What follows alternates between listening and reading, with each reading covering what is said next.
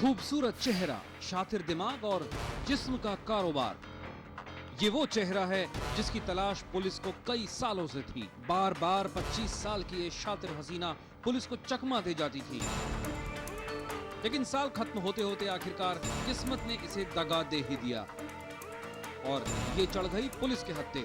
ये है गीता अरोड़ा उर्फ सोनू पंजाबन।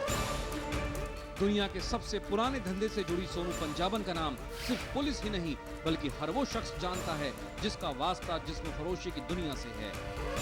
सेक्स रैकेट चलाने वाली सोनू पंजाबन का नेटवर्क दिल्ली के अलावा आसपास के शहरों तक भी फैला हुआ था।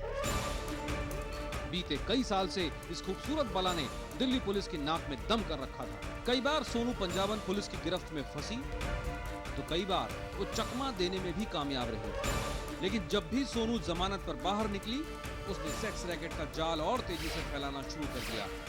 लंबे समय से पुलिस के साथ आंख मिचौनी खेलने वाली सोनू आखिरकार नवंबर 2008 में पुलिस के शिकंजे में आ ही गई।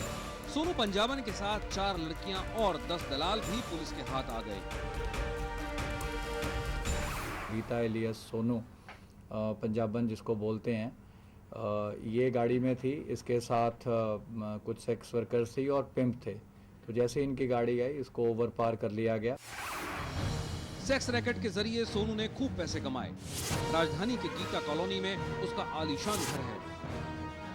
कहा जाता है सुंदर लड़कियों को झांसा देकर सोनू अपनी जाल में फंसाती है। 5 साल पहले तक सोनू दिल्ली के गीता कॉलोनी में ब्यूटी पार्लर चलाया करती थी।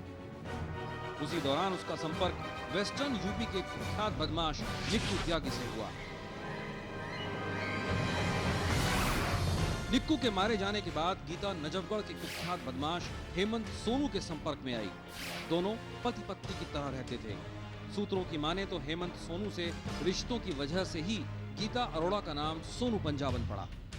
बाद में पुलिस ने हेमंत को भी मार गिराया। इसके बाद गीता हेमंत सोनू के ही गैंग के अशोक बंटी के करीब आ गई। कई महीनों बाद दिल्ली पुलिस की स्पेशल सेल ने बंटी को भी ढेर कर दिया। कहा तो यहाँ तक जाता है कि हेमंत और बंटी जैसे बदमाशों पर काबू पाने में पुलिस ने गीता से ही मदद ली थी, लेकिन पुलिस इस बात से इनकार करती है। अमित पांडे के साथ राजू राज, दिल्ली, IBN 7।